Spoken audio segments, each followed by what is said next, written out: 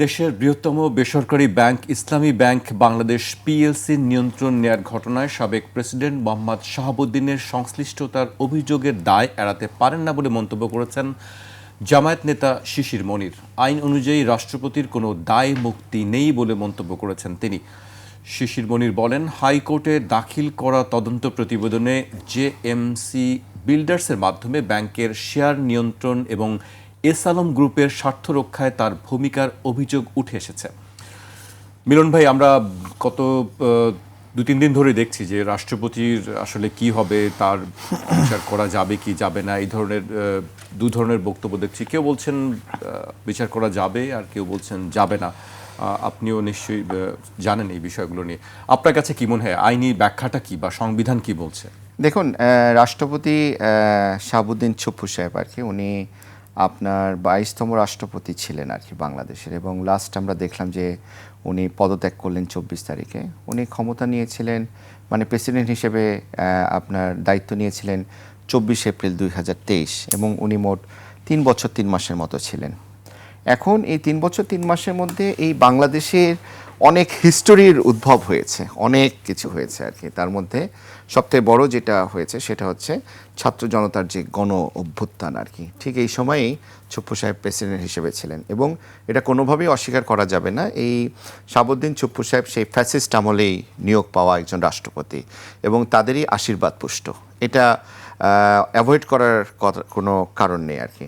তো এখন স্বাভাবিকভাবে ওনার যে কার্যকলাপ বা ওনার আমলে যেহেতু নিয়োগ আর কি ফ্যাসিস্ট আমলে, এখানে বেশ কিছু কথাবার্তা উদয় হয়েছে বা উদয় হবে, এটা স্বাভাবিক আর কি। এখন অনেকে অনেক কথা বলেছে, আপনি কিছুক্ষণ আগে একজন আইনজীবীর কথা বললেন যে তার দায় মুক্তি বা পাবে না ইত্যাদি ইত্যাদি। দেখুন, উনি কিন্তু জেলা ও দায়রা জাজ হিসেবে উনি ছিলেন আর কি, এবং উনি রিটায়ার্ড পরে আপনার দুর্নীতি দমন কমিশনার হিসেবেও ছিলেন, এবং এই কমিশনার থাকা অবস্থাতেও ওনার বেশ কিছু কর্মকাণ্ড কোশ্চেন ছিল আর কি। উনি থাকা অবস্থাতে কিন্তু পদ্মা সেতুর যে দুর্নীতি হয়েছিল, যাদের বিরুদ্ধে অ্যালিগেশন ছিল তাদেরকে ক্লিন করেছিল। আবার উনি থাকা অবস্থায় কিন্তু সাবেক প্রধানমন্ত্রী বেগম খালেদা জিয়া, ওনার এগেইনস্টে কিন্তু আপনার জিয়া অরফানেজ ট্রাস্টের যে চার্জশিট সেটা কিন্তু হয়েছিল আর কি। সো ওনার বিরুদ্ধে কিন্তু অ্যালিগেশনের অভাব নাই।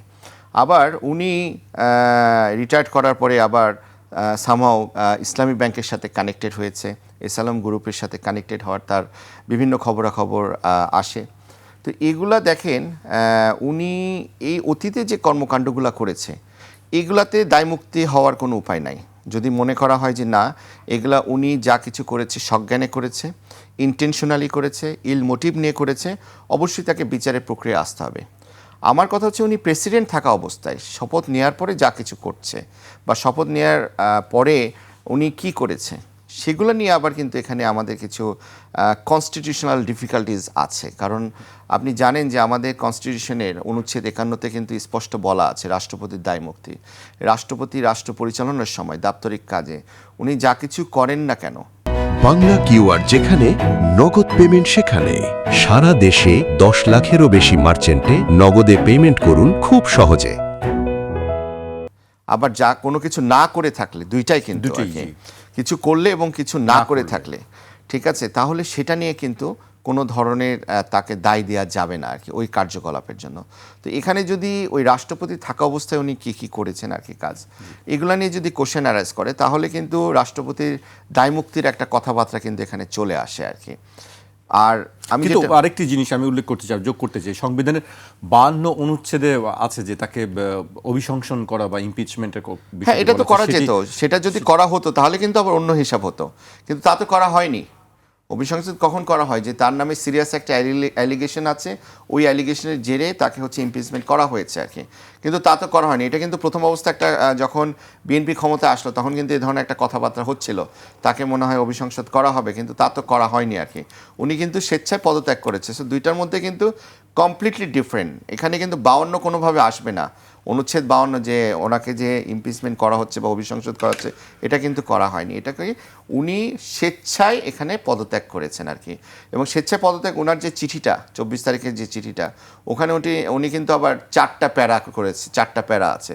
প্রথম প্যারায় দিয়েছে যে উনি দায়িত্ব সততার সাথে পালন করার চেষ্টা করেছে আর কি, এবং যখন রাষ্ট্র একটা ডিফিকাল্টিজ অ্যারাইজ করেছিল 5ই আগস্টের পরে, যে ডিফিকাল্টিসটা ছিল যে এখন ক্ষমতা কে নিবে, তখন কিন্তু আমরা দেখেছি অনুচ্ছেদ 106 ইউজ করা হয়েছিল। 106 অনুচ্ছেদে কিন্তু বলা আছে স্পষ্টভাবে যে কোনো যদি আপনার সাংবিধানিক ডিফিকাল্টিস অ্যারাইজ করে, তাহলে রাষ্ট্রপতি সুপ্রিম কোর্টের আপিল বিভাগের মহামান্য বিচারপতিদের পরামর্শ গ্রহণ করবে, তাদের কাছে একটা প্রশ্ন উত্থাপন করবে, ওনারা যে অ্যাডভাইস দিবে সে অ্যাডভাইস অনুসারে কাজ হবে। এবং উনি কিন্তু এটা করেছিলেন, 106-এর ইউটিলাইজ কিন্তু ওনার মাধ্যমেই হয়েছিল। উনি ছাড়া আবার এটা অন্য কেউ তো এই কোশ্চেনটা আপনার সুপ্রিম কোর্টের অ্যাপিলেট ডিভিশনে দিতে পারবে না। সো এই 106 ইউটিলাইজ করেই কিন্তু পরবর্তীতে আপনার ইন্টারিম গভর্নমেন্ট গঠন করা হয়েছে।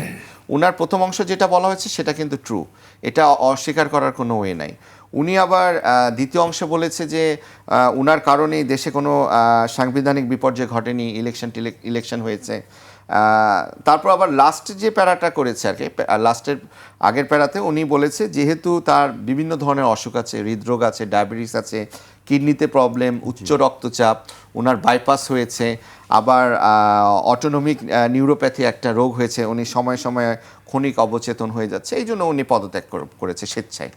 তো এটা একটা মানে এই চিঠিটাতে আসলে পলিটিক্যালি ভাবলে অনেক কিছু, পলিটিক্যালি না ভাবলে কোনো কিছুই না আর কি, আমি মনে করি। জি, স্বরাষ্ট্রমন্ত্রীর বক্তব্য আমরা গতকালকে দেখেছি, আইনমন্ত্রীর বক্তব্য দেখেছি। স্বরাষ্ট্রমন্ত্রী একটি কথা বলেছেন যে মানে তেমন কোনো কিছু আসলে সেরকম মামলা বা তার বিচারের তেমন কোনো কিছু পাওয়া যায়নি বা সেরকম কোনো কিছু ঘটে, দেখেন, কিন্তু যে বিষয়গুলো আপনি নিজেও বললেন যে আমরাও জানি যে ঘটনার সঙ্গে তিনি জড়িত ছিলেন, সেই বিষয়ে আসলে যে ঘটনাগুলো আমি কিন্তু আবার বলছি আর কি, উনি দায়িত্বে পাওয়ার আগে যে ঘটনার কাছে সাথে উনি জড়িত ছিলেন, সেগুলো নিয়ে বিচারিক প্রক্রিয়া যদি উদয় হয়, সেটা নিয়ে কোনো কোশ্চেন অ্যারাইজ করবে বলে আমি মনে করি না। কিন্তু রাষ্ট্রপতি থাকা অবস্থায় যা কিছু হয়েছে, আমার মনে হয় দেখেন স্বরাষ্ট্রমন্ত্রী সাহেব যে কথাবার্তাগুলো বলেছেন, উনি তো আইনের ছাত্র ছিলেন আর কি, ল ডিপার্টমেন্টের আর কি, উনি সংবিধান বিশেষজ্ঞ বলা চলে আর কি।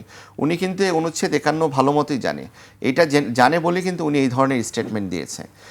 ওনার যে স্টেটমেন্টটা, আমার মনে হয় যে উনি রাষ্ট্রপতি থাকা অবস্থায় যা কিছু হয়েছে সেগুলো নিয়ে তার বিরুদ্ধে কোনো কিছু করাটা একটু ডিফিকাল্টিজ আছে। কিন্তু আগে বা পরে যখন সেটা হতেই পারে, মানুষের অতীত কর্মকাণ্ড নিয়ে তো আপনার বিচার হয় না? অতীত কর্মকাণ্ড নিয়ে তো বিচার হতেই পারে। 2 বছর, 10 বছর, 15 বছর আগেও যদি কোনো অপরাধ হয়ে থাকে, সেটা নিয়ে তো বিচার। আপনার কাছে কি মনে হয় যে আসলে তার বিচার হওয়া উচিত আগের, যদি সে এটাতে আসলেই জড়িত থাকে, তার বিরুদ্ধে যেহেতু এই ধরনের কথাবার্তা আসছে, যদি জড়িত থেকে থাকে, তাহলে অবশ্যই বিচার হওয়া উচিত তার অতীত কর্মকাণ্ডের জন্য। যদি ওগুলা তথ্য প্রমাণ পাওয়া যায়, এভিডেন্স পাওয়া যায়, প্রাথমিকভাবে প্রমাণ হতে পারে, এরকম যদি মনে হয়, তাহলে তো হওয়া উচিত বলে আমি মনে করি।